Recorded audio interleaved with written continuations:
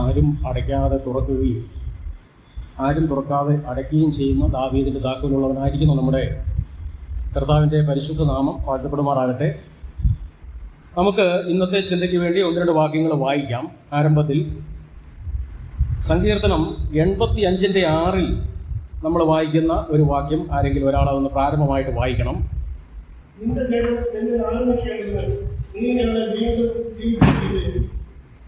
രണ്ടാമത്തേത് 1 രാജാക്കന്മാർ 8:47 തിരുവചനം.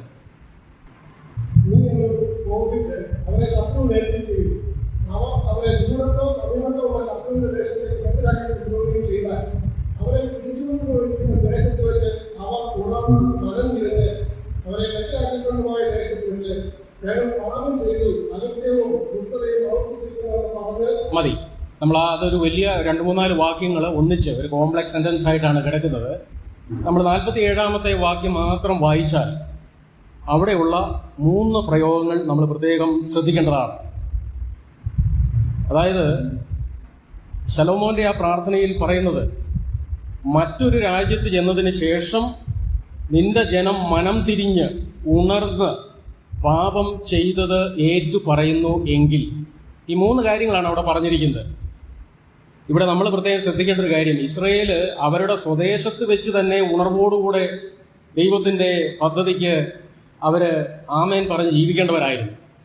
അവർ വേറൊരു രാജ്യത്തിലേക്ക് പോകേണ്ട യാതൊരു ആവശ്യവുമില്ലായിരുന്നു. എന്നാൽ അവരെ ബദ്ധരാക്കി കൊണ്ടുപോയ ഒരു സന്ദർഭം, പല സന്ദർഭങ്ങൾ ഉണ്ടായിട്ടുണ്ട്. അങ്ങനെ ബദ്ധരായിട്ട് കൊണ്ടുപോയിരിക്കുന്ന ദേശത്ത് ചെന്നിട്ട് അവരുണർന്ന്, അവരുടെ മനസ്സുണർന്ന് അവർ ദൈവത്തെങ്കിലേക്ക് തിരിഞ്ഞ് അവരുടെ പാപങ്ങൾ ഏറ്റു പറയുന്നുവെങ്കിൽ, അവിടെയുള്ള പ്രാർത്ഥനയിൽ ശലോമോൻ പറയുന്നത്, തീർച്ചയായിട്ടും ദൈവം തൻ്റെ ജനത്തെ ഉണർത്തും. അവരുടെ ഹൃദയം ഉണർന്ന് ദൈവത്തെങ്കിലേക്ക് തിരിഞ്ഞാൽ ദൈവം അവരുടെ ഹൃദയത്തെ ഉണർത്തും. സങ്കീർത്തനം 85:6 നമ്മൾ വായിച്ചത് കോരഹപുത്രന്മാരുടെ പ്രാർത്ഥനയാണ്. നിന്റെ ജനം നിന്നിൽ ആനന്ദിക്കേണ്ടതിന് അങ്ങ് ഞങ്ങളെ വീണ്ടും ജീവിപ്പിക്കുകയില്ലേ.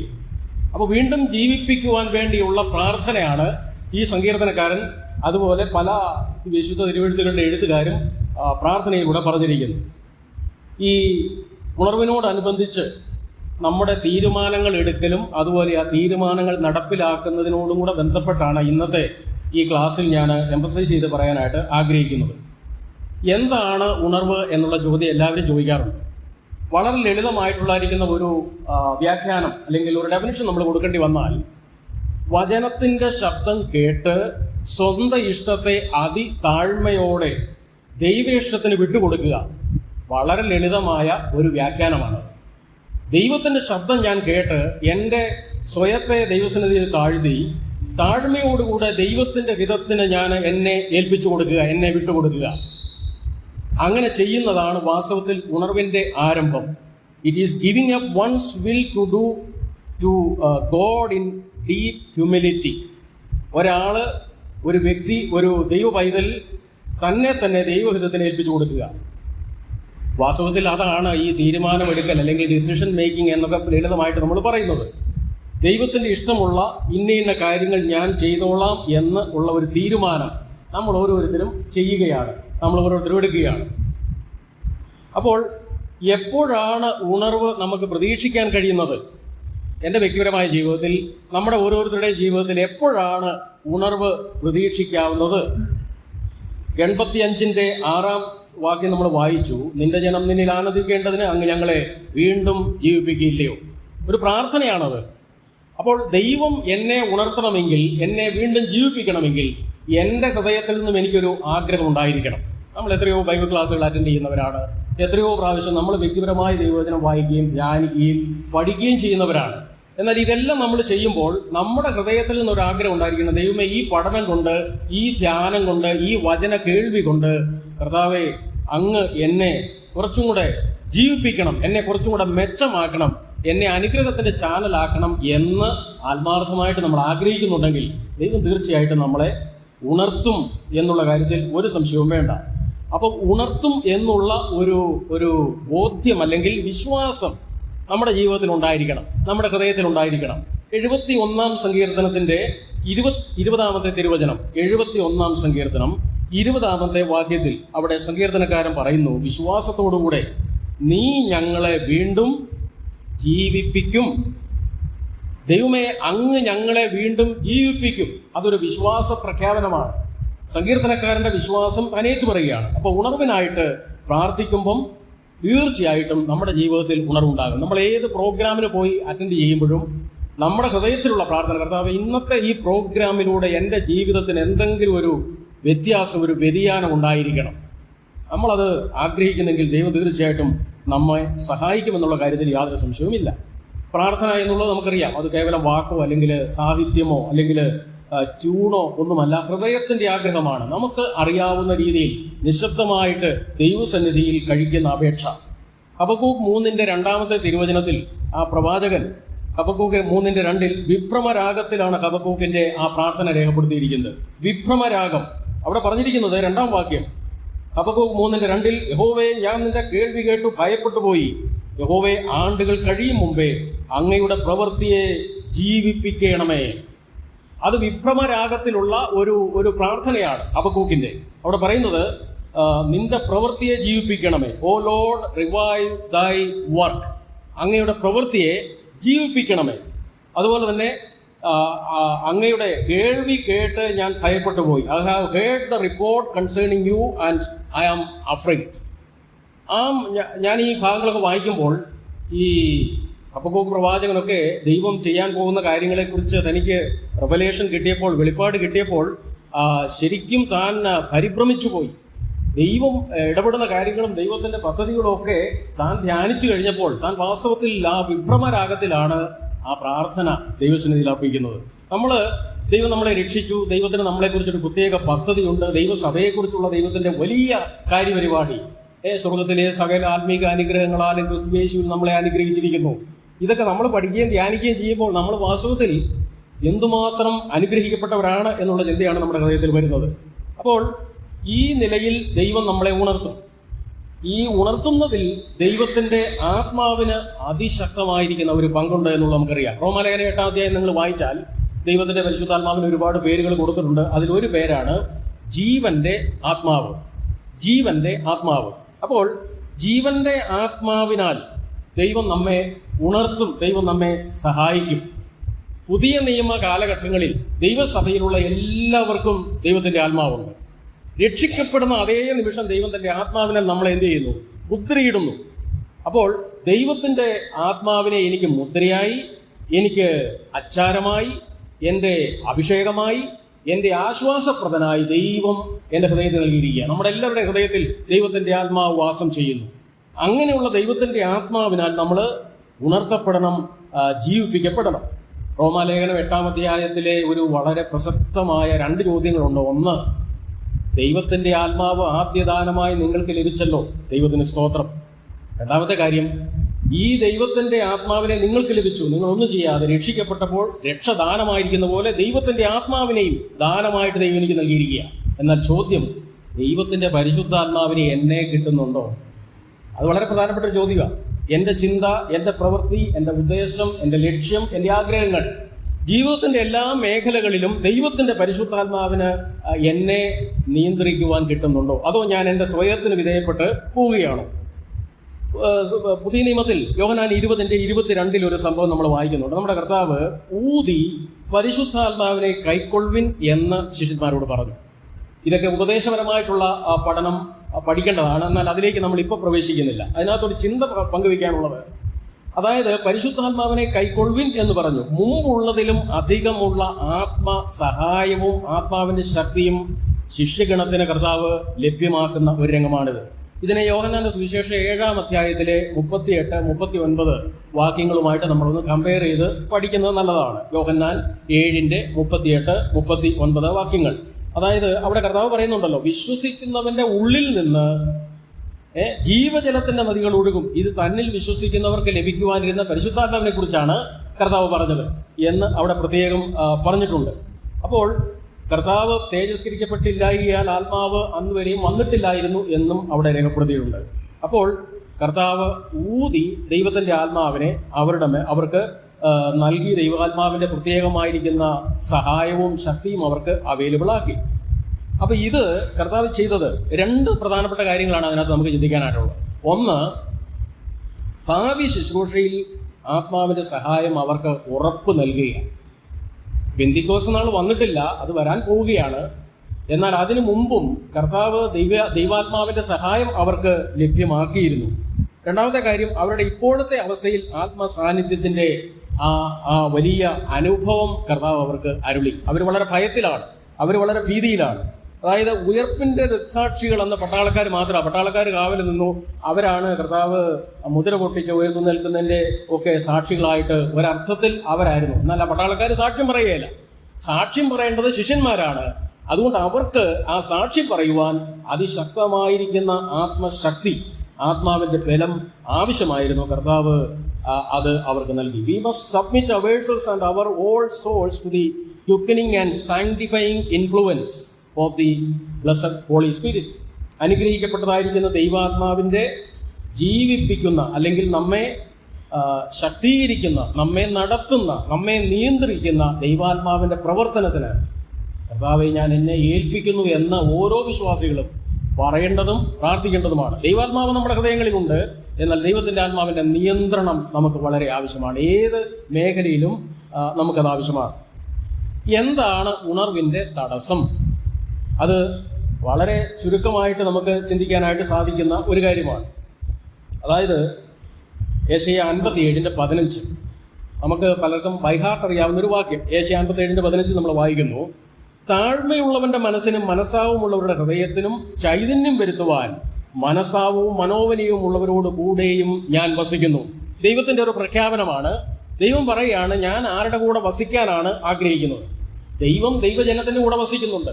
ദൈവത്തിൻ്റെ പരിശുദ്ധാത്മാവ് രക്ഷിക്കപ്പെട്ട എല്ലാവരിലും ഉണ്ട്. അതെല്ലാം ശരിയാണ്. എന്നാൽ പഴയ നിയമത്തിലും കർത്താവ് പ്രത്യേകം അവർക്കൊരു സന്ദേശം കൊടുക്കുകയാണ്. ഞാൻ ഏതെങ്കിലും ഒരു മനുഷ്യന് ചൈതന്യം കൊടുക്കാൻ ആഗ്രഹിക്കുന്നുണ്ടെങ്കിൽ അദ്ദേഹത്തിൻ്റെ യോഗ്യത ദൈവം ഇവിടെ പറയുക. എന്താണ് യോഗ്യത? താഴ്മയുള്ളവൻ, മനസ്താപ ഹൃദയമുള്ളവർ. അങ്ങനെയുള്ളവർക്ക് ചൈതന്യം വരുത്തുവാൻ ഞാൻ അവരോടുകൂടെ വസിക്കുക.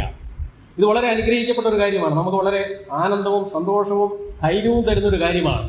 ഞാൻ മനസ്താപവും മനോവിനിയുമുള്ളൊരു ഹൃദയത്തിൻ്റെ ഉടമയാണെങ്കിൽ അങ്ങനെയുള്ള വിശ്വാസിയെ ദൈവം തീർച്ചയായിട്ടും തൻ്റെ മഹത്വത്തിന് വേണ്ടി എടുത്തുപയോഗിക്കുമെന്നുള്ള കാര്യത്തിൽ യാതൊരു സംശയവുമില്ല. യെരമ്യാവ് 17:10 തിരുവചനം, ജെരമ്യാ ചാപ്റ്റർ 17:10, അവിടെ നമ്മൾ വായിക്കുന്നത്, ഹൃദയം യഹോവയായ ദൈവം ഹൃദയങ്ങളെ ശോധന ചെയ്ത് അന്തരംഗങ്ങളെ പരീക്ഷിച്ച് ഓരോരുത്തരും അവനവൻ്റെ നടപ്പിനും പ്രവൃത്തിക്കും ഫലത്തിനും തക്കവണ്ണം കൊടുക്കുന്നു എന്ന് നമ്മളവിടെ വായിക്കുന്നുണ്ട്. അപ്പോൾ ദൈവം ഹൃദയങ്ങളെ ശോധന ചെയ്യുന്ന ദൈവമാണ്. മത്തായി സുവിശേഷം 5:4 നമ്മുടെ കർത്താവ് പറഞ്ഞത്, ദുഃഖിക്കുന്നവർ ഭാഗ്യവാന്മാർ, അവർക്ക് ആശ്വാസം ലഭിക്കും. അപ്പോൾ ദുഃഖിക്കുന്നവർ ഭാഗ്യവാന്മാർ, അവർക്ക് ആശ്വാസം ലഭിക്കും. മനസ്താപവും മനോവിനയവുമുള്ള ഹൃദയത്തിൻ്റെ ഉടമകൾ.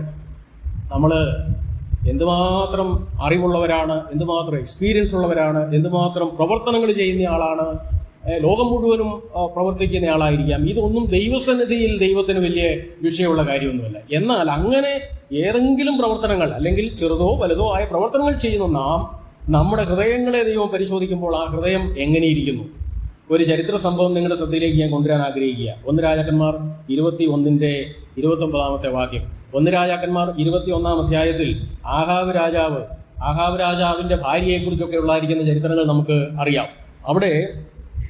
അവിടെ പ്രത്യേകമായിട്ട് പറയുന്ന ഈ ആഹാബ് രാജാവ്, അദ്ദേഹത്തിൻ്റെ ഭാര്യ ഇസബേല്, ഇവർക്ക് വേണ്ടിയിട്ട് ഏലിയാവ് ദൈവത്തിൻ്റെ ശക്തമായ സന്ദേശം കൊടുത്തു. അവനോട് വളരെ ശക്തമായി ദൈവം ഇടപെട്ടു. പ്രവാചകനിലൂടെ, ഏലിയാവിലൂടെ സന്ദർശിച്ചു. എന്നിട്ട് പറഞ്ഞു, യഹോവ നിന്നെ നിർമൂലമാക്കും. അതാണ് ദൈവത്തിൻ്റെ സന്ദേശം. രാജാവിനോടാണ് പറയുന്നത്, യഹോവ നിന്നെ നിർമൂലമാക്കും. കാരണം ഇവന്റെ ഹൃദയം വളരെ കേടാണ്, അഹങ്കാരം നിറഞ്ഞതാണ്, ദുഷ്ടത നിറഞ്ഞതാണ്, മറ്റുള്ളവരെ നശിപ്പിക്കുന്ന ഒരു ഹൃദയത്തിന്റെ ഉടമയായിട്ടാണ് ആ രാജാവ് ജീവിച്ചത്. ദൈവം പറഞ്ഞു, ഞാൻ നിന്നെ നിർമൂലമാക്കും. ഇത് കേട്ടപ്പോൾ ആഹാബ് രാജാവ് ചെയ്തത് നമുക്കറിയാം. അദ്ദേഹം എന്ത് ചെയ്തു? വസ്ത്രം കീറി, അദ്ദേഹം രട്ടുടുത്തു, അതുപോലെ തന്നെ അദ്ദേഹം ഉപവസിച്ചു, സാവധാനമായിട്ട് നടന്നു. അപ്പോൾ ഈ കാര്യം ആഹാബ് ചെയ്തപ്പോൾ യഹോവ ഏലിയാവിനോട് ചോദിക്കുന്ന ചോദ്യം ആ അധ്യായത്തിൽ രേഖപ്പെടുത്തിയിട്ടുണ്ട്. ആഹാബ് എൻ്റെ മുമ്പിൽ തന്നെത്താൻ താഴ്ത്തിയത് കണ്ടുവോ? ഏലിയാവിനോട് ദൈവം ചോദിച്ചൊരു ചോദ്യമാണ്. ആഹാബ് എൻ്റെ മുമ്പാകെ തന്നെത്താൻ താഴ്ത്തിയത് നിങ്ങൾ കണ്ടുവോ? എന്തോ ഒരു ദൈവ ചോദ്യം ചോദിക്കുമ്പോൾ ദൈവത്തിൻ്റെ ഹൃദയം സന്തോഷിച്ച് ചോദിക്കുന്നൊരു ചോദ്യമാണ്. അതുകൊണ്ട് അവൻ്റെ ജീവകാലത്ത് അനർത്ഥം വരുത്തുകയില്ല എന്ന് ദൈവം അവനൊരല്പം ആശ്വാസത്തിൻ്റെ വാക്കുകൾ കൊടുത്തു. അപ്പോൾ ഈ ഒരുക്കപ്പെടാത്ത ഹൃദയം ആണ് നമുക്ക് ഉണർവിന് തടസ്സമായിട്ട് നിൽക്കുന്നത്. നമ്മൾ എത്രയോ ആൾക്കാരുടെ ദൈവവചന ശുശ്രൂഷ ചെയ്തിരിക്കുമ്പോൾ നമ്മുടെ ഉള്ളിൽ തന്നെ നമ്മൾ ചില കാര്യങ്ങൾ എഴുതും. അദ്ദേഹം എനിക്കിതെല്ലാം അറിയാവുന്ന കാര്യമാണ്, അല്ലെങ്കിൽ ഞാനിത് നേരത്തെ പഠിച്ചിട്ടുള്ള കാര്യമാണ്, അല്ലെങ്കിൽ ഇതിൽ നിന്ന് എനിക്കൊന്നും പഠിക്കാനായിട്ടില്ല എന്നൊക്കെയാണ് നമ്മൾ ചിന്തിക്കുന്നത്. എന്നാൽ ദൈവത്തിൻ്റെ വചനം എത്രമാത്രം നമ്മൾ വായിക്കുന്നോ ധ്യാനിക്കുന്നോ അത്രയ്ക്ക് ദൈവത്തിൻ്റെ വചനത്തിൽ നിന്ന് ദൈവം തൻ്റെ ആത്മാവിനാൽ നമ്മോട് സംസാരിക്കും. അതാണ് ബൈബിളിൻ്റെ ഒരു പ്രത്യേകത എന്ന് പറയുന്നത്. മറ്റുള്ള എല്ലാ പുസ്തകങ്ങളും ഒരു പ്രാവശ്യം അല്ലെ 2 പ്രാവശ്യം 3 പ്രാവശ്യം വായിച്ചിട്ട് അത് കളയുക ചെയ്യുന്നത്. അതിന് നമ്മെ സ്വാധീനിക്കാൻ പറ്റുന്നില്ല. ദൈവത്തിൻ്റെ വചനത്തിൻ്റെ മാത്രം പ്രത്യേകത എന്ന് പറയുന്നത്, നിങ്ങൾ 100 പ്രാവശ്യം വായിച്ചാലും ദൈവത്തിൻ്റെ വചനം നമ്മുടെ ഹൃദയങ്ങളോട് സംസാരിച്ചു കൊണ്ടിരിക്കും. എസ്ര 1:1 നാം വായിക്കുന്നുണ്ട്, ദൈവം പാർസി രാജാവായ കോരശിന്റെ മനസ്സിനെ എന്ത് ചെയ്തു? ഉണർത്തി. അതൊരു ഗുഡ് ന്യൂസാണ്. ദൈവം പാർസി രാജാവായ കോരശിന്റെ മനസ്സിനെ ഉണർത്തിയിട്ട്, ഈ പാർസി രാജാവ് ദൈവത്തെ പിൻഗമിച്ച ആളോ ദൈവത്തിന്റെ ആലോചനയ്ക്ക് ശുശ്രൂഷ ചെയ്ത ആളോ ഒന്നും ആയിരുന്നില്ല. പക്ഷേ അങ്ങനെയുള്ളൊരു ജാതി രാജാവിന്റെ പോലും മനസ്സിനെ ദൈവം ഉണർത്തി. ഇപ്പം ഞാൻ ഈ ഭാഗങ്ങളൊക്കെ വായിക്കുമ്പോൾ ഓർക്കുക, അങ്ങനെയാണെങ്കിൽ ദൈവമേ, ഞാനൊരു ഉണർത്തപ്പെടാത്ത വ്യക്തിയായിട്ട് ഇരിക്കുകയാണെങ്കിൽ എത്രയോ പരിതാപകരമായൊരു സ്ഥിതിയാണ്. ജാതി രാജാക്കന്മാരുടെ ഹൃദയത്തെ ദൈവം ഉണർത്തുന്നു ദൈവത്തിന്റെ പ്രത്യേക ഉദ്ദേശത്തിന് വേണ്ടിയാണ്. അതുപോലെ ദൈവത്തിന് നമ്മെക്കുറിച്ച് ദൈവത്തിന് പ്രത്യേക ഉദ്ദേശമുണ്ട്. ഞാൻ ഉണർത്തപ്പെട്ടവനായി, ഞാൻ ഉത്സാഹഭരിതനായി കർത്താവിന് വേണ്ടി ജീവിക്കണം, നിലനിൽക്കണം. അങ്ങനെ അവനെ മനസ്സിനെ ഉണർത്തിയിട്ട് എസ്ര 1:5 വാക്യത്തിൽ നമ്മൾ വായിക്കുന്നു, വീണ്ടും അവിടെ വായിക്കുന്നത്, ദൈവം ഉണർത്തിയ ഏവനും യെരൂശലേമിൽ ആലയം പണിയുവാൻ യാത്ര പുറപ്പെടട്ടെ. അപ്പൊ കോരശിന്റെ ഹൃദയത്തെ ദൈവം ഉണർത്തി. പിന്നെ നമ്മൾ വായിക്കുന്നത്, ദൈവം ഹൃദയം ഉണർത്തിയ ഓരോരുത്തരും യാത്ര പുറപ്പെടട്ടെ. അപ്പോൾ ദൈവമാണ് നാം നമ്മുടെ ഹൃദയങ്ങളെ ഉണർത്തേണ്ടത്. സ്വയം നമ്മൾ ഉണർന്നങ്ങ് പോവുകയല്ല, ഞാൻ കുറച്ച് കാര്യങ്ങളൊക്കെ ചെയ്യാൻ പോവുകയാണ്, എനിക്ക് കുറച്ച് കാര്യങ്ങളൊക്കെ ചെയ്യണം എന്നുള്ള ഒരു കാര്യമല്ല. നമ്മൾ ദൈവസന്നിധിയിൽ ഇരിക്കുകയും ദൈവാത്മാവിന്റെ പ്രേരണയാൽ ദൈവത്താൽ ഉണർത്തപ്പെട്ടവരായിട്ട് ഉത്സാഹഭരിതരായിട്ട് മുന്നോട്ട് പോകണം. യിരെമ്യാവ് 51:11 വാക്യം, യിരെമ്യാ ചാപ്റ്റർ 51:11 അവിടെ വായിക്കുന്നു, യഹോവ മേദ്യ രാജാക്കന്മാരുടെ മനസ്സ് ഉണർത്തിയിരിക്കുന്നു. ബാബേലിനെ നശിപ്പിക്കുവാനായിട്ടാണ് ആ ഉണർത്തപ്പെടൽ വന്നിരിക്കുന്നത്. 13 വാക്യത്തിൽ നമ്മൾ വായിക്കുന്നു, നിന്നെ ഛേദിച്ചു കളയുവാനുള്ള അവധി വന്നിരിക്കുന്നു. അപ്പോൾ യഹോവയായിരിക്കുന്ന ദൈവം മേദ്യ രാജാക്കന്മാരുടെ മനസ്സിനെ ഉണർത്തി. അപ്പൊ ലോകത്തിൽ മറ്റ് രാജാക്കന്മാരെ, ജാതികളുടെ രാജാക്കന്മാരെ ഒക്കെ ദൈവം ഉണർത്തുന്നു, ദൈവം അവരെ ഉണർത്തുന്നു എന്നുള്ളത് നമുക്കൊരു വലിയ വെല്ലുവിളിയാണ്. അങ്ങനെയാണ് നമ്മൾ എന്തുമാത്രം ഉണർത്തപ്പെടേണ്ടവരാണ്. ദൈവത്തിന് എന്തുമാത്രം പദ്ധതികൾ, പ്രോഗ്രാംസ് നമ്മളെക്കുറിച്ചുണ്ട്, നമ്മുടെ ജീവിതത്തെക്കുറിച്ചുണ്ട്. നമ്മൾ ദൈവസഭയുടെ അംഗങ്ങളാണ്, നാം ഉണർത്തപ്പെടേണ്ടതാണ്. അപ്പോൾ ദൈവം നമ്മുടെ ഹൃദയങ്ങളെ ഉണർത്തും. രണ്ടാമത്, വചനം നമ്മുടെ ഹൃദയങ്ങളെ ഉണർത്തും. വചനം എൻ്റെ ഹൃദയത്തെ ഉണർത്തും. ദൈവത്തിൻ്റെ വചനം എന്ന് പറയുന്നതാണ് നമുക്ക് ഏറ്റവും ശക്തി നൽകുന്നൊരു കാര്യം. ഞാൻ സാധാരണ പറയാറുണ്ട്, ഈ ദൈവത്തിൻ്റെ വചനത്തിൻ്റെ ചില കാര്യങ്ങൾ, ദൈവവചനമൊക്കെ കേൾക്കുമ്പോൾ ഉണ്ടായിരിക്കേണ്ട നമ്മുടെ മനോഭാവം, വിശദമായിട്ടൊരു പഠനമാണ്. 3-4 വാക്യങ്ങൾ മാത്രം ഞാനൊന്ന് പറയാൻ ആഗ്രഹിക്കുകയാണ്. യെശയ്യാ 55:11 ദൈവം പറഞ്ഞു, എൻ്റെ വായിൽ നിന്നും പുറപ്പെടുന്ന എൻ്റെ വചനം. ദൈവം പറയുന്നൊരു കാര്യമാണ്, എൻ്റെ വായിൽ നിന്നും പുറപ്പെടുന്ന എൻ്റെ വചനം. പുതിയ നിയമത്തിൽ നമ്മൾ വായിക്കുന്നുണ്ട്, സ്ക്രിപ്റ്റേഴ്സ് എല്ലാ ദൈവവചനം മുഴുവനും ദൈവശ്വാസീയമാണ്. ഗോഡ് ബ്രീത്ത്, ദൈവത്തിൻ്റെ വായിൽ നിന്നും വന്നതാണ്, ദൈവശ്വാസീയമാണ്. അപ്പോൾ ഈ ദൈവത്തിൻ്റെ വചനം യെശയ്യാ 55 ആദ്യത്തെ 8 മുതൽ 11 വരെയുള്ള വാക്യങ്ങൾ നമ്മൾ വായിച്ചാൽ അവിടെ ദൈവം പറയുന്ന 4 കാര്യങ്ങളുണ്ട്. ദൈവവചനം അതെന്ത് ചെയ്യും? ദൈവവചനം നമ്മോടുള്ള ബന്ധത്തിൽ, അല്ലെങ്കിൽ ദൈവം അത് ആ ദൈവവചനത്തോടുള്ള ബന്ധത്തിൽ എന്ത് ചെയ്യും? 4 കാര്യങ്ങൾ അവിടെ പറഞ്ഞിരിക്കുക. ദൈവം പറഞ്ഞിരിക്കുന്നത്, എൻ്റെ വഴികൾ, 2 എൻ്റെ വിചാരങ്ങൾ, 3 എൻ്റെ ഇഷ്ടം, 4 എൻ്റെ കാര്യം സാധിപ്പിക്കും. 4 കാര്യങ്ങളാണ്. എൻ്റെ വായിൽ നിന്ന് പുറപ്പെടുന്ന എൻ്റെ വചനം എന്തു ചെയ്യും? 4 കാര്യങ്ങൾ. എൻ്റെ വഴികൾ നിവർത്തിക്കും, എൻ്റെ വിചാരങ്ങൾ സാധിപ്പിക്കും, എൻ്റെ ഇഷ്ടം സാധിപ്പിക്കും, എൻ്റെ കാര്യം സാധിപ്പിക്കും. എനിക്ക് ചിലപ്പം ദൈവവചനം ശുശ്രൂഷിക്കുമ്പോൾ എനിക്ക് എൻ്റെതായ ചില ഉദ്ദേശങ്ങളൊക്കെ കാണും. ഇന്ന ആൾക്കത് പ്രയോജനപ്പെടണം, അല്ലെ ഇന്ന ആൾക്കത് അല്പം കൊള്ളണം, അങ്ങനെയൊക്കെ ചിന്തിക്കുന്നവരുണ്ട്. ഈ സാധാരണ ദൈവവചന ശുശ്രൂഷയിൽ നമ്മൾ പറഞ്ഞു കേൾക്കാറുണ്ട്, ഈ ബുദ്ധിപ്രസംഗമെന്നൊക്കെ. അങ്ങനെ ചെയ്യുന്നവരൊക്കെ കാണുമായിരിക്കും. പക്ഷേ നമ്മളൊരു കാര്യം ഓർക്കേണ്ടത്, നമ്മൾ പ്രാർത്ഥിച്ച ദൈവത്തിൻ്റെ വചനം ദൈവജനത്തിന് കൊടുക്കുക എന്നുള്ളത് മാത്രമാണ്. എന്നാൽ ദൈവം ചെയ്യുന്നൊരു കാര്യം, ദൈവത്തിനൊരു കാര്യമുണ്ട്, അത് ദൈവം സാധിപ്പിക്കും. അതാണ് ഈ യെശയ്യാപ്രവചനത്തിൽ പറഞ്ഞിരിക്കുന്നത്. അപ്പം ദൈവവചനത്തോടുള്ള നമ്മുടെ പ്രതികരണം എന്തായിരിക്കണം? യിരെമ്യാവ് 38:20 വാക്യം. യിരെമ്യാവ് 38:20 വാക്യം. അത് ദൈവത്തിൻ്റെ വചനം നമുക്ക് ഗുണമാണ്. അതാ അവിടെ പറഞ്ഞിരിക്കുന്നത്. ലളിതമായ മലയാളമാണ്. അത് ഗുണമാണ്. യിരെമ്യാ പ്രവാചകൻ സിദെക്കീയ രാജാവിനോട് പറഞ്ഞതാ, ഞാൻ ബോധിപ്പിക്കുന്ന യഹോവയുടെ വചനം കേൾക്കണമേ. അവനോടുള്ളൊരു അപേക്ഷയാ, രാജാവിനോടുള്ള അപേക്ഷയാ. കേൾക്കണമേ രാജാവേ, ഞാൻ അങ്ങയോട് പറയുന്ന വചനം കേൾക്കണമേ. എന്നിട്ട് പറയുക, എന്നാൽ നിനക്ക് നന്നായിരിക്കും. ഇത് ദൈവം എന്നോട് പറയുന്നൊരു കാര്യമാണ്. എന്നാൽ ഇത് എനിക്ക് നന്നായിരിക്കും, പിന്നെ നിനക്ക് പ്രാണരക്ഷ ഉണ്ടാകും. പക്ഷെ അവൻ കേട്ടില്ല. അവൻ കേട്ടിട്ടില്ലാത്തതുകൊണ്ട് അവൻ്റെ പ്രാണനും നഷ്ടപ്പെട്ടു, അവൻ്റെ ജീവൻ നഷ്ടപ്പെട്ടു. അതാണ് നമ്മളവിടെ വായിക്കുന്നത്. അപ്പോൾ ഒന്നാമത്തേത്, ദൈവത്തിൻ്റെ വചനം കേൾക്കുമ്പോൾ നമ്മുടെ പ്രതികരണം, നമ്മുടെ മനോഭാവം എന്തായിരിക്കണം? അത് എനിക്ക് ഗുണമാണ്, എനിക്ക് ഗുണം ചെയ്യും. 2, ലൂക്കോസ് സുവിശേഷം 10:23 വാക്യം. Luke chapter 10:23.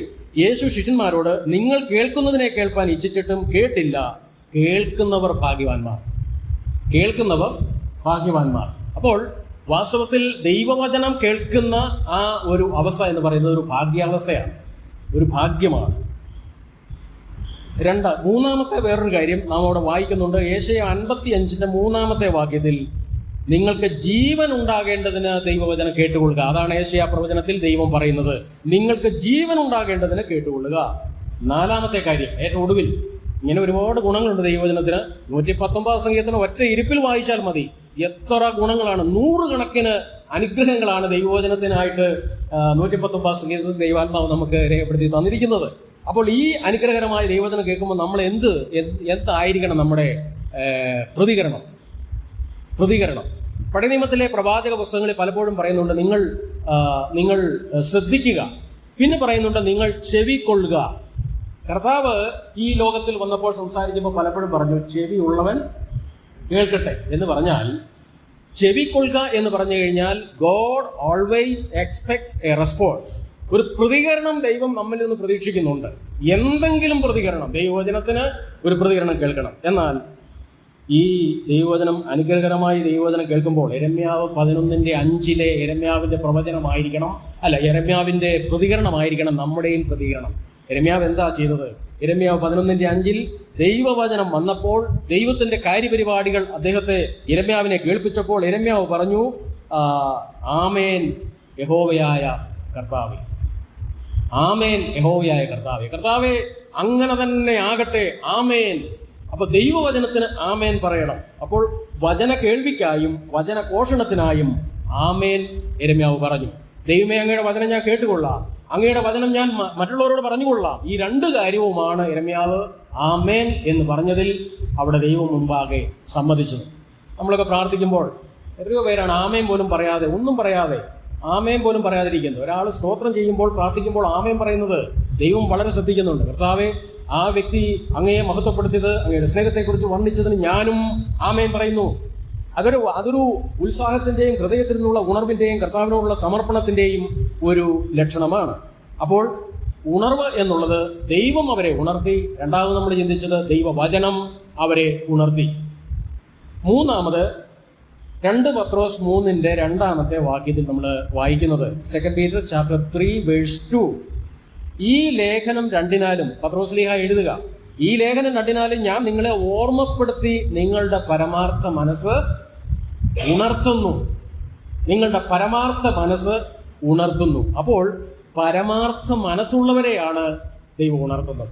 അത് നമ്മൾ പ്രത്യേകം ഓർമ്മിക്കണം. എനിക്കെല്ലാം അറിയാം, കർത്താവേ ഞാൻ ഇത് എത്ര തവണ കേട്ടിട്ടുള്ളതാണ്, ഞാൻ ബൈബിൾ സ്കൂളിൽ ഇത് പഠിച്ചിട്ടുള്ളതാണ്, ഇത് വേറെ എത്രയോ പേര് പറഞ്ഞിട്ടുള്ള കാര്യമാണ്, അതുകൊണ്ട് അദ്ദേഹം അത് പറഞ്ഞോട്ടെ എന്നുള്ള മനോഭാവത്തോടെ ഞാനും നിങ്ങളും ഒരുപക്ഷെ ഒരു ബൈബിൾ ക്ലാസ്സിനോ ഒരു കൺവെൻഷൻ പ്രോഗ്രാമിനോ ഒക്കെ നമ്മൾ പോയിരിക്കുന്നുവെങ്കിൽ ദൈവം നമ്മളെ അതുപോലെ തന്നെ പറഞ്ഞുവിടും. യാതൊരു അനുഗ്രഹവും നമ്മുടെ ജീവിതത്തിൽ ഉണ്ടായിരിക്കുകയില്ല. ഈ ലൂക്കോസിന്റെ സുവിശേഷത്തിലെ ആദ്യ അധ്യായങ്ങളൊക്കെ വരുന്നുണ്ട്. അവന് ആ പ്രാർത്ഥനയിലൊക്കെ പറയുന്നുണ്ട്, അവർ ധനികന്മാരെ വെറുതെ പറഞ്ഞയച്ചു എന്ന് പറയുന്നുണ്ട്. അവർക്ക് ഒരു പ്രയോജനവും കിട്ടിയില്ല. എന്നാൽ ആത്മാവിൽ ദരിദ്രരായവരെ കർത്താവ് അനുഗ്രഹിച്ച് അവരെ പറഞ്ഞു വിട്ടു എന്ന് നമ്മൾ വായിക്കുന്നുണ്ട്. അപ്പോൾ ഈ നിലയിൽ ദൈവം നമ്മെ ഉണർത്താനായിട്ട് മനസ്സാണ്, ദൈവം നമ്മെ ഉണർത്തും എന്നുള്ള കാര്യത്തിൽ യാതൊരു സംശയവുമില്ല. ദൈവത്താൽ ഉണർത്തപ്പെട്ടവരായിട്ട് പോകണം. ദൈവവചനത്താൽ ഉണർത്തപ്പെട്ടവരായിട്ട് നാം കാര്യങ്ങൾ ചെയ്യണം. പരമാർത്ഥ മനസ്സോടെ ദൈവസന്നിധിയിൽ ഉണർത്തപ്പെടുവാൻ നമ്മൾ ആഗ്രഹിക്കുകയും ഒക്കെ ചെയ്യണം. ഇനി ഈ ഉണർവിനോടനുബന്ധിച്ച് ഉണർവ് നമ്മുടെ ജീവിതത്തിൽ ഒരു യാഥാർത്ഥ്യമാക്കാൻ, അല്ലെങ്കിൽ അതൊന്ന് ആക്ടിവേറ്റ് ചെയ്യാനായിട്ട് എന്നൊക്കെ പറയാം, അത് പ്രവർത്തന നിരതയായിട്ട് കൊണ്ടുവരാൻ വേണ്ടിയിട്ട് നമ്മൾ ചെയ്യേണ്ട ഒരു കാര്യം, തീരുമാനങ്ങൾ നമ്മൾ നടപ്പിലാക്കണം. ഡിസംബറിലാണ് നമ്മൾ വന്നെത്തിയിരിക്കുന്നത്. വർഷാവസാന യോഗം ഉടനെ വരാൻ പോവുക. കഴിഞ്ഞ വർഷാവസാന യോഗത്തിൽ നമ്മൾ എന്തുമാത്രം തീരുമാനങ്ങൾ എടുത്തിട്ടുണ്ട്, എത്രയെത്ര തീരുമാനങ്ങൾ നമ്മൾ എടുത്തിട്ടുള്ളവരാണ്. അത് ഒന്ന് എക്സിക്യൂട്ട് ചെയ്യാനായിട്ട് നമുക്ക് കഴിഞ്ഞിട്ടുണ്ടോ? ഞാൻ ദൈവവചനം ഒരു വർഷത്തിൽ ഒരു തവണ വായിച്ചു തീർത്തുകൊള്ളാം, അങ്ങനെ ഒരു തീരുമാനം എടുത്തിട്ടുണ്ടെങ്കിൽ നമ്മൾ ഈ ഡിസംബർ 30 കൊണ്ട് ഒരു തവണയെങ്കിലും വിശുദ്ധ ബൈബിൾ വായിച്ചു തീർക്കാൻ നമുക്ക് സമയം കണ്ടെത്താൻ കഴിഞ്ഞിട്ടുണ്ടോ? അപ്പൊ നമ്മുടെ തീരുമാനങ്ങൾ ദൈവത്തിന് നേരണം, ദൈവത്തിന് നിവർത്തിക്കണം. അതായത് അത് വളരെ പ്രധാനപ്പെട്ട ഒരു കാര്യമാണ്. ദൈവം നമുക്ക് നൽകിയിരിക്കുന്ന ചില ഉത്തരവാദിത്തങ്ങൾ, അല്ലെങ്കിൽ ദൈവം നമ്മളെ കൊണ്ട് എടുപ്പിച്ച ചില തീരുമാനങ്ങൾ, അത് നമ്മൾ നടപ്പിൽ വരുത്തണം.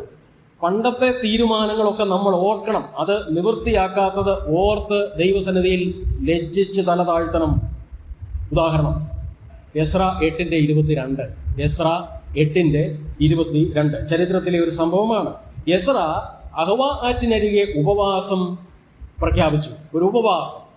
ആ ഉപവാസത്തിൽ എസ്ര പറയുന്നത് നാം ശ്രദ്ധിക്കുക: ഞങ്ങളുടെ ദൈവത്തിന്റെ കൈ ദൈവത്തെ അന്വേഷിക്കുന്ന ഏവർക്കും അനുകൂലമായും ദൈവത്തെ ഉപേക്ഷിക്കുന്ന ഏവർക്കും പ്രതികൂലമായും ഇരിക്കുന്നു എന്ന് ഞങ്ങൾ രാജാവിനോട് പറഞ്ഞിരുന്നത് കൊണ്ട് വഴിയിൽ ശത്രുവിന്റെ നേരെ ഞങ്ങൾക്ക് തുണയായിരിക്കേണ്ടതിന് പടയാളികളെയും കുതിരച്ചേവകരെയും രാജാവിനോട് ചോദിക്കുവാൻ ഞാൻ ലജ്ജിച്ചിരുന്നു. ഇവിടെ ഈ എസ്രായുടെ പ്രാർത്ഥനയിൽ എസ്ര പറയുന്നൊരു വലിയ കാര്യമുണ്ട്. എസ്രായുടെ തീരുമാനത്തോട് ബന്ധപ്പെട്ട് ഇതിനു മുമ്പ് എടുത്തൊരു തീരുമാനം, അല്ലെങ്കിൽ ഇതിനു മുമ്പ് താൻ പറഞ്ഞൊരു സാക്ഷ്യം. ആ സാക്ഷ്യം എന്തായിരുന്നു? എന്റെ രാജാവേ, ദൈവത്തെ അന്വേഷിക്കുന്ന വ്യക്തികൾക്ക് ദൈവം, ഞങ്ങളുടെ ദൈവം അനുകൂലമാണ്. ഞങ്ങളുടെ ദൈവം രാജാവേ ഞങ്ങൾക്ക് അനുകൂലമാണെന്ന് പണ്ട് ഒരു സാക്ഷ്യം എസ്രായും കൂട്ടരും ദൈവത്താൽ ഉണർത്തപ്പെട്ട ഹൃദയത്തിന്റെ ഉടമകളും രാജാവിനോട് നേരത്തെ പറഞ്ഞിരുന്നു. അതുകൊണ്ട് ഇപ്പോൾ ഈ പ്രത്യേകമായ ഒരു യാത്രയ്ക്ക് വേണ്ടി ഉപവാസയോഗമൊക്കെ അവർ കൂടി അവർ യാത്രയ്ക്ക് വേണ്ടി ഒരുങ്ങുകയാണ്. അവരുടെ കൊച്ചുകുട്ടികൾ, അവരുടെ സമ്പത്ത്, അവരുടെ യാത്രയ്ക്ക് വേണ്ട എല്ലാ പരിരക്ഷയും കിട്ടണം. എന്നാൽ രാജാവിനോട് വീണ്ടും പടയാളികളുടെ അല്ലെങ്കിൽ കുതിരച്ചേവരെയൊക്കെ ചോദിക്കാനായിട്ട് താൻ നാണിച്ചു. നമ്മുടെ ജീവിതത്തിൽ എടുത്ത തീരുമാനങ്ങൾ നടപ്പിലാക്കാൻ കഴിഞ്ഞില്ലെങ്കിൽ ദൈവസന്നിധിയിൽ നമ്മൾ ലജ്ജിക്കണം. അത് എസ്രായെ പോലെ അതിന് നാം തയ്യാറായാൽ ദൈവം നമ്മുടെ ജീവിതത്തെ അനുഗ്രഹിക്കും. ദൈവത്തിന് നേരുക, ദൈവത്തിന് നിവർത്തിക്കുക. സങ്കീർത്തനം 76:11 നോക്കുക. Psalm 76:11. നിങ്ങളുടെ ദൈവമായ യഹോവയ്ക്ക് നേരുകയും നിവർത്തിക്കുകയും ചെയ്യുവേ. നേരുകയും നിവർത്തിക്കുകയും ചെയ്യുക. You make decisions and make it possible and you fulfill it. You obey the decision that you have taken in the past. കഴിഞ്ഞ നാളുകളിൽ എടുത്ത തീരുമാനത്തിൽ ഉറച്ചു നിൽക്കുക. ആസാഫിന്റെ ഒരു കീർത്തനം 76-ാം സങ്കീർത്തനം. ആ 76-ാം സങ്കീർത്തനം വരാനിരിക്കുന്ന വിജയം, ഒരു വിജയ ഗാനമാണത്, വിജയ പാട്ടാണ്. അതിൽ ദൈവത്തിന് നേർന്ന് നിവർത്തിക്കുന്നത് വിജയമാണ്, അതൊരു പ്രതിഫലമാണെന്ന് ആ പാട്ടിൽ പറയുന്നുണ്ട്. നേർന്നില്ലെങ്കിലോ നിവർത്തിക്കുന്നില്ലെങ്കിലോ എന്ത് സംഭവിക്കും? 76-ാം സങ്കീർത്തനം ദൈവിക ഭരണരാജ്യത്തെ രാജാവിനുള്ള ഒരു ഗാനമാണത്, ഒരു പാട്ടാണത്. ദൈവരാജ്യ പ്രജകൾ രാജാവിനെ മാനിക്കണം, സ്നേഹിക്കണം, സേവിക്കണം. അതാണ് അതിനകത്തുള്ള ഒരു പ്രമേയം. ഇല്ലെങ്കിൽ 76-ന്റെ 7-ാം വാക്യത്തിൽ നമ്മൾ ആ പാട്ടിൽ തന്നെ വായിക്കുന്നു. സങ്കീർത്തനത്തിൽ പറയാണ്: നീ ഒന്ന് കോപിച്ചാൽ തിരുമുമ്പിൽ നിൽക്കാകുന്നവൻ ആർ? നിന്റെ ശാസനയാൽ തേരും കുതിരയും ഗാഠനിദ്രയിൽ വീണു. അപ്പോൾ അങ്ങനെ നേർന്ന് നിവർത്തിക്കുന്നില്ലെങ്കിൽ നമ്മൾ ഒരു പ്രത്യേക ഗാഠനിദ്രയിൽ ഇങ്ങനെ അങ്ങ് പോകുന്നവരായിരിക്കും. ഇതിനു മുമ്പ് എന്തെല്ലാം തീരുമാനങ്ങൾ എടുത്തവരാണ്, പക്ഷെ അതൊന്നും നമുക്ക് നിവർത്തിക്കുവാൻ കഴിയുന്നില്ല. നമ്മളിങ്ങനെ ഒരു പ്രത്യേക ഗാഠനിദ്രയിൽ ഉറങ്ങുന്നവരായിട്ട് നമ്മളിങ്ങനെ പോയിക്കൊണ്ടിരിക്കും. അത് പാടില്ല എന്നാണ് ദൈവത്തിന്റെ വചനം നമ്മെ ഓർമ്മിപ്പിക്കുന്നത്. യാക്കോബ് ഉൽപ്പത്തി 28:19 ഒരു നല്ല നേർച്ച നേർന്നു. നല്ലതായിരുന്നു നേർന്നത്. ഉൽപ്പത്തി 28:19-20 വാക്യങ്ങളിൽ ഹാരാനിൽ ചെന്ന് കല്ല് തലവണ വെച്ച് ഉറങ്ങി സ്വപ്നം കൊണ്ട് സ്വർഗത്തോളം എത്തുന്ന ഒരു ഗോപണി ഉടനെ ഒരു നേർച്ച നേർന്നു. എന്താ നേർച്ച?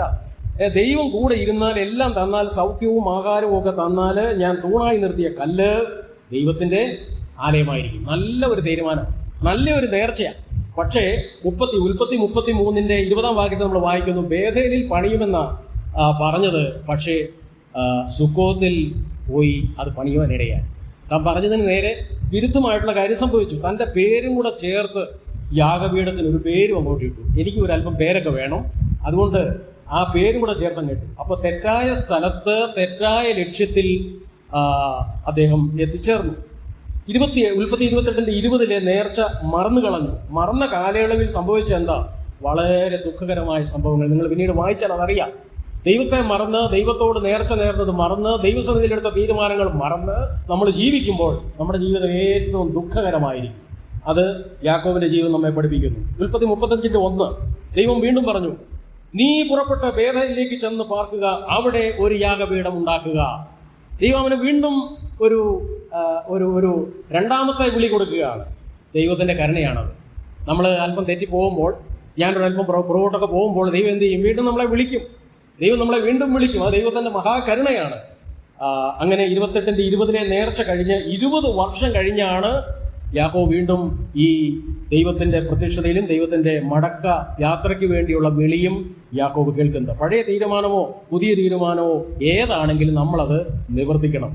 2 കൊരിന്ത്യർ 8:10-11 വാക്യങ്ങളിൽ പുതിയ നിയമത്തിൽ അതിനൊരു ഉദാഹരണമുണ്ട്. വിശുദ്ധന്മാർക്ക് വേണ്ടിയുള്ള ഫണ്ട്, ദ്രവ്യശേഖരണം. 1 വർഷം മുമ്പ് അത് തുടങ്ങിയതായിരുന്നു. പക്ഷേ കൊരിന്ത് സഭ അത് നിവർത്തിക്കാനായിട്ട് അല്പം താമസിച്ചു പോയി. അവരതിനകത്ത് പിന്മാറിയില്ല, അവരല്പം താമസിച്ചു പോയി.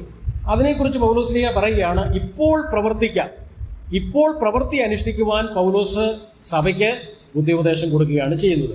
അപ്പം മനസ്സൊരുക്കം ഉണ്ടെങ്കിൽ പ്രാപ്തി ഉള്ളതുപോലെയും പ്രാപ്തിക്ക് മീതെയും എന്നുള്ളൊരു പ്രമാണവും പൗലോസ് ആ വിശുദ്ധന്മാർക്ക് കൊടുക്കുന്നുണ്ട്.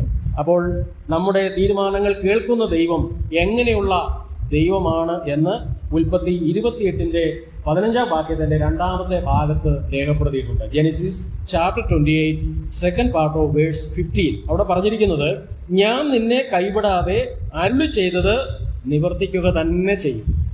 ഞാൻ നിന്നെ കൈവിടുകയില്ല. നീ പുറകോട്ട് പോയി, നിന്റെ നേർച്ചകളൊക്കെ നീ മറന്നുപോയി, നിന്റെ പേര് നീ അതിനുകൊണ്ട് ഇട്ടു, നിന്റെ മഹത്വം നീ അന്വേഷിച്ചു, എന്നാൽ ഞാൻ നിന്നെ കൈവിടുകയില്ല. ആ ദൈവത്തിനു വേണ്ടി ഞാൻ എന്ത് ചെയ്യുന്നു? ആ കർത്താവിന് വേണ്ടി എൻ്റെ ജീവിതം കൊണ്ട് എന്ത് ചെയ്യുവാനായിട്ട് കഴിയും കർത്താവേ എന്നാണ് നമ്മൾ ചോദിക്കേണ്ടത്. ശൗൽ മാനസാന്തരപ്പെട്ടപ്പോൾ കർത്താവിനോട് ചോദിച്ചു, കർത്താവേ ഞാൻ എന്ത് ചെയ്യണം? കർത്താവേ ഞാൻ എന്ത് ചെയ്യണം നിന്റെ മഹത്വത്തിന് വേണ്ടി? കർത്താവ് പല കാര്യങ്ങൾ പറഞ്ഞ കൂട്ടത്തിൽ ഒരു കാര്യം പറഞ്ഞു, എൻ്റെ നാമത്തിന് വേണ്ടി എന്തെല്ലാം കഷ്ടം നീ സഹിക്കണം എന്നുള്ളത് ഞാൻ നിന്നെ കാണിച്ചു തരും. അത് ഒട്ടും ഇഷ്ടമില്ലാത്ത ഒരു പ്രഖ്യാപനമാണ്. കർത്താവിൻ്റെ നാമത്തിന് വേണ്ടി എന്തെല്ലാം കഷ്ടമാണ് പൗലോസ് സഹിച്ചത്. ആ ഭാഗം നമ്മൾ ധ്യാനിക്കുമ്പോൾ നമ്മൾ ഓർക്കേണ്ട ഒരു കാര്യം, കർത്താവിന് വേണ്ടി ഏത് കഷ്ടവും സഹിക്കാൻ നമ്മൾ മടിക്കേണ്ട കാര്യമില്ല. കാരണം ക്രൂശിലെ മരണം എന്നുള്ള കഷ്ടത്തേക്കാൾ കുറഞ്ഞ കഷ്ടങ്ങളൊക്കെ നമ്മൾ നമ്മുടെ ജീവിതത്തിൽ അനുഭവിക്കാൻ പോകുന്നുള്ളൂ. കർത്താവ് നമ്മെ കരുതുന്നു, കൈവിടുകയില്ല. ആവർത്തനം 23:21 വാക്യം, നിന്റെ ദൈവമായ യഹോവയ്ക്ക് നേർച്ച നേർന്നാൽ അത് നിവർത്തിപ്പാൻ താമസം വരുത്തരുത്. അങ്ങനെ ചെയ്താൽ നിന്റെ ദൈവമായ യഹോവ നിന്നോട് ചോദിക്കും, അത് നിങ്കൽ പാപമായിരിക്കും. അപ്പൊ നമ്മൾ ഇത്രയും സമയം ചിന്തിച്ചതും പഠിച്ചുകൊണ്ടിരുന്നതും വളരെ ലളിതമായ കാര്യമാണ്. പക്ഷേ ആ ലളിതമായ കാര്യങ്ങളിൽ നമ്മളൊരു തീരുമാനമെടുത്താൽ അത് വലിയ കാര്യങ്ങളിലേക്കും ദൈവത്തിന്റെ വലിയ പദ്ധതികൾ നടപ്പിലാക്കേണ്ടതിനും വേണ്ടി എൻ്റെ ജീവിതത്തിലൂടെ, നമ്മുടെ ജീവിതത്തിലൂടെ ദൈവം തന്റെ കാര്യപരിപാടികൾ നടപ്പിലാക്കുന്നതിന് വേണ്ടി ദൈവം നമ്മെ ഉപയോഗിക്കും. നമ്മൾ ഇന്നോർത്തത് എന്താണ് ഉണർവ്? വചനസ്വരം കേട്ട് ദൈവേഷ്ടത്തിന് എന്നെ തന്നെ ഞാൻ വിട്ടുകൊടുക്കുകയാണ്. എന്താണ് ദൈവേഷ്ടം? ദൈവത്തിന്റെ ഇഷ്ടം ഏശയ്യാ 55:3 ജീവൻ ഉണ്ടാകണം. എഫേസ്യ ലേഖനത്തിൽ 5:14 നമ്മൾ വായിക്കുന്നുണ്ട്, ഉറങ്ങുന്നവനെ ഉണർന്ന് മരിച്ചവരുടെ ഇടയിൽ നിന്നും എഴുന്നേൽക്കുക. അതാണ് പൗലോസ് പറയുന്നത്, ഉണർന്ന് മരിച്ചവരുടെ ഇടയിൽ നിന്നും എഴുന്നേൽക്കണം. ഇനി എപ്പോഴാണ് ഉണർവ്? അതിനെക്കുറിച്ച് നമ്മൾ ചിന്തിച്ചത് എന്താ? ഉണർത്തണമെന്ന പ്രാർത്ഥന നമ്മുടെ ഹൃദയത്തിൽ ഉണ്ടായിരിക്കണം. പിന്നെ ഉണർത്തും എന്നുള്ള ആഴമായ വിശ്വാസം നമ്മുടെ ജീവിതത്തിലുണ്ടെങ്കിൽ ഞാൻ ഉണർത്തപ്പെട്ടവനായിട്ട് തീരുക തന്നെ ചെയ്യും. നമ്മുടെ യോഗ്യതയോ നമ്മുടെ പ്രായമോ നമ്മുടെ ബലഹീനതകളോ നമ്മുടെ പരിശീലനക്കുറവോ ഇതൊന്നും ദൈവസന്നിധിയിൽ ബാധകമല്ല. അതെല്ലാം ദൈവത്തിന് ഉപയോഗിക്കാൻ കഴിയും. എന്നാൽ ദൈവം നമ്മെ ഉണർത്തും. നമുക്ക് ആ പ്രാർത്ഥന ഉണ്ടെങ്കിൽ, ആ ആഗ്രഹമുണ്ടെങ്കിൽ ദൈവം നമ്മെ ഉണർത്തും. ഒരിക്കലും കർത്താവ് പറഞ്ഞു, നിങ്ങൾ അങ്ങോട്ട് ചെന്ന ആ വീട്ടിൽ അവിടെ കെട്ടപ്പെട്ടിരിക്കുന്ന ഒരു കഴുതയെ കാണും, ഇങ്ങോട്ട് അഴിച്ചുകൊണ്ട് വരാൻ പറഞ്ഞു. ആരെങ്കിലും എന്തെങ്കിലും ചോദിച്ചാൽ ഒറ്റ മറുപടിയേ ഉള്ളൂ, കർത്താവിന് ഇതിനെ കൊണ്ട് ആവശ്യമുണ്ട്. കർത്താവിന് നമ്മളെ കൊണ്ട് ആവശ്യമുണ്ട്. അതുകൊണ്ടാണ് കർത്താവ് നമ്മളെ രക്ഷിച്ചത്, നമ്മളെ ഒരു സ്ഥലം സഭയോട് ചേർത്ത് പണിതുകൊണ്ടിരിക്കുന്നത്. ഇനി എങ്ങനെ ഉണർവ് എന്നുള്ളത് നമ്മൾ ഇന്ന് ചിന്തിച്ചു. ദൈവത്താൽ നാം ഉണർത്തപ്പെടണം. 2, ദൈവവചനത്താൽ നമ്മൾ ഉണർത്തപ്പെടണം. 3, ദൈവത്തിന്റെ പരിശുദ്ധാത്മാവിനാൽ നമ്മൾ ഉണർത്തപ്പെടണം. ദൈവത്തിന്റെ ആത്മാവിനെ എനിക്ക് കിട്ടി രക്ഷിക്കപ്പെട്ടപ്പോൾ, എന്നാൽ ദൈവത്തിന്റെ ആത്മാവിനെ എന്നെ അവൈലബിൾ ആക്കുന്നുണ്ടോ, എന്നെ ലഭിക്കുന്നുണ്ടോ? Am I controlled by the indwelling Holy Spirit? എന്റെ ഹൃദയത്തിൽ വസിക്കുന്ന ദൈവത്തിന്റെ ആത്മാവിനാൽ ഞാൻ നിയന്ത്രിക്കപ്പെടുന്നുണ്ടോ? അതുപോലെ എങ്ങനെ ഉണർവ് എന്നുള്ളതിന് അത് ദൈവവചനത്താലാണ്, ദൈവത്താലാണ്, ദൈവത്തിന്റെ പരിശുദ്ധാത്മാവിനാലാണ്, ഏറ്റവും ഒടുവിൽ ഒരുക്കപ്പെടുന്ന ഹൃദയത്താലാണ്. ഒരുക്കപ്പെടുന്ന ഹൃദയം എന്താ ഉണർവിന്റെ പ്രായോഗിക പ്രവൃത്തി എന്നുള്ളതാണ് നമ്മൾ ഏറ്റവും ഒടുവിൽ ചിന്തിച്ചത്. ഉണർവിന്റെ പ്രായോഗിക പ്രവൃത്തി പഴയ തീരുമാനങ്ങളും പുതിയ തീരുമാനങ്ങളും നിവർത്തിക്കുവാനുള്ളതായിരിക്കുന്ന സമർപ്പണമാണ് ദൈവത്തിന്റെ ആ ഉണർവ്, ദൈവം തരുന്ന ഉണർവിന്റെ പ്രായോഗിക പ്രവൃത്തി എന്ന് പറയുന്നത്. നമ്മുടെ പാഠപുസ്തകത്തിൽ KV സൈമൺ സാറിന്റെ ഒരു പാട്ടിൽ കർത്താവിന്റെ വരവിനെ കുറിച്ചുള്ള ഒരു പാട്ട്, ആ പാട്ടിനകത്ത് വരുന്നുണ്ട്, മണവാളൻ യേശു വരുന്നതല്ലോ, മണവാട്ടി വേഗം ഉണർന്നിടട്ടെ. വേറൊരു പാട്ടിൽ ME ചെറിയ സാർ പാടി, ഒരു മനസ്സോടെ ഒരുങ്ങി നിൽക്കാം, മണവാളൻ യേശുവിൻ വരവിനായി, വരുന്ന വിനാഴികയെ അറിയുന്നില്ലായികയാൽ ഒരുങ്ങി ഉണർന്നിരിക്കാം. വേറെ മൂന്നാമതൊരു പാട്ട് ചാൾസ് ജോൺ അവറുകൾ എഴുതിയ ആ പാട്ട്, ഉണരുക നാം, ഒരുങ്ങുക നാം, ഉത്സുകരായിരിക്കാം. കർത്തൻ വരുന്നു, വേഗം വരുന്നു എന്ന് തുടങ്ങുന്ന ആ പാട്ടിൽ ഒരു സ്റ്റാൻസയാണ്. ഉണരുക നാം, ഒരുങ്ങുക നാം, ഉത്സുകരായിരിക്കാം. നാം സഭയായി, നാം വ്യക്തികളായി, നാം കുടുംബമായി, കർത്താവിന് വേണ്ടി, കർത്താവിന്റെ മഹത്വത്തിന് വേണ്ടി, കർത്താവിന്റെ വേലയ്ക്കായി ഒരുക്കപ്പെട്ടവരായി ഈ അന്ത്യയുഗത്തിൽ, കർത്താവിന്റെ വരവ് ഏറ്റവും അടുത്തിരിക്കുന്ന ഈ സാഹചര്യത്തിൽ നമ്മൾ നമ്മളെ തന്നെ ദൈവകരങ്ങളിലേക്ക് സമർപ്പിക്കേണ്ടതാണ്. കർത്താവിന്റെ വരവിനെ സൂചിപ്പിച്ചുകൊണ്ടുള്ള ഒരു പുസ്തകം ഡോക്ടർ ബില്ലിഗ്രാം എഴുതിയിരിക്കുന്നത്, അപ്പസ്തോല വെളിപ്പാട് പുസ്തകത്തിലുള്ളതായിരിക്കുന്ന ആ കുതിരകളുടെ കുടമ്പടി ശബ്ദത്തോട് ബന്ധപ്പെട്ട ഒരു പുസ്തകം എഴുതിയിട്ടുണ്ട്, approaching hoofbeats of the 4 horsemen in the book of Revelation. അതിനകത്ത് പറഞ്ഞിരിക്കുന്ന കാര്യങ്ങളും ഇന്ന് നമ്മൾ ജീവിക്കുന്ന ഈ കാലഘട്ടവും ഒക്കെ നമ്മൾ പരിശോധിച്ചാൽ നമ്മുടെ അനുഗ്രഹീതനായിരിക്കുന്ന കർത്താവിന്റെ ആഗമനം, സഭയെ തന്റെ അടുക്കലേക്ക് ചേർക്കുവാനുള്ള കർത്താവിന്റെ വരവ് ഏറ്റവും അടുത്തിരിക്കുകയാണ്. നമ്മൾ ആ വാതിക്കൽ വന്ന് നിൽക്കുകയാണ്. നാം എന്താണ് ചെയ്യുന്നത്? നാം ഏത് ഉണർവിന്റെ അനുഭവത്തിലാണ് നാം ജീവിക്കുന്നത്? നമുക്ക് നമ്മെ തന്നെ പരിശോധിക്കുവാൻ ദൈവത്തിന്റെ ആത്മാവ് നമ്മെ സഹായിക്കട്ടെ. നമ്മുടെ സാധാരണ പോലെ നമ്മൾ പ്രാർത്ഥിച്ചു വരികയും നാം ആയിരിക്കുന്ന സ്ഥാനം നമ്മുടെ കണ്ണുകളെ അടച്ച്, നമ്മുടെ തലകളെ വണക്കി, വളരെ ചുരുങ്ങിയ ചില നിമിഷങ്ങൾ ദൈവസന്നിധി നമ്മുടെ ജീവിതത്തെ ഏൽപ്പിച്ചു കൊടുക്കാം. സർവവും യേശുനാഥനായി സമർപ്പണം ചെയ്തിടുന്നു സ്നേഹമോടെ ഞാൻ. സർവവും യേശുനാഥനായി സമർപ്പണം ചെയ്തിടുന്നു സ്നേഹമോടെ ഞാൻ. എൻ്റെ ബുദ്ധിയും എൻ്റെ ശക്തിയും നീ എനിക്കു തന്നതൊക്കെയും, എൻ്റെ ബുദ്ധിയും എൻ്റെ ശക്തിയും നീ എനിക്കു തന്നതൊക്കെയും, സർവവും യേശുനാഥനായി സമർപ്പണം ചെയ്തിടുന്നു സ്നേഹമോടെ ഞാൻ. ഞങ്ങളുടെ പരിശുദ്ധ പിതാവേ, അങ്ങയുടെ പ്രിയപുത്രനെ ലോകത്തിലേക്ക് അയച്ച് മരിച്ചവരായിരുന്നു ഞങ്ങളെ ഉണർത്തേണ്ടതിന് വേണ്ടി, ജീവിപ്പിക്കേണ്ടതിന് വേണ്ടി അങ്ങയുടെ പ്രിയപുത്രന്റെ ക്രൂശ് മരണം അവിടുന്ന് അനുവദിച്ചതിനായിട്ട് സ്തോത്രം. ഞങ്ങളുടെ കർത്താവെ, അവിടുന്ന് ഞങ്ങളുടെ പാപങ്ങളെ ചുമന്നുകൊണ്ട് ക്രൂശിന്മേൽ മരിച്ചു, അങ്ങ് ഉയർത്തുന്നേറ്റെന്നും ജീവിക്കുന്നു, അതിനായിട്ട് സ്തോത്രം. അങ്ങയുടെ പരിശുദ്ധാത്മാവിനെ ഞങ്ങളുടെ മുദ്രയായി, ഞങ്ങളുടെ ആചാരമായി, അഭിഷേകമായി, ഞങ്ങളുടെ ആശ്വാസപ്രദനായി ഞങ്ങളുടെ ഹൃദയങ്ങളിൽ തന്നിരിക്കുന്നതിനായിട്ട് സ്തോത്രം. കർത്താവെ, അങ്ങാൽ ഞങ്ങളുടെ ഹൃദയം ഉണർത്തപ്പെടുവാൻ ഞങ്ങളെ തന്നെ തിരുസന്നിധിയിൽ സമർപ്പിക്കുകയാണ്. കർത്താവെ, അങ്ങയുടെ വചനത്താൽ ഞങ്ങളെ ഉണർത്തണമേ.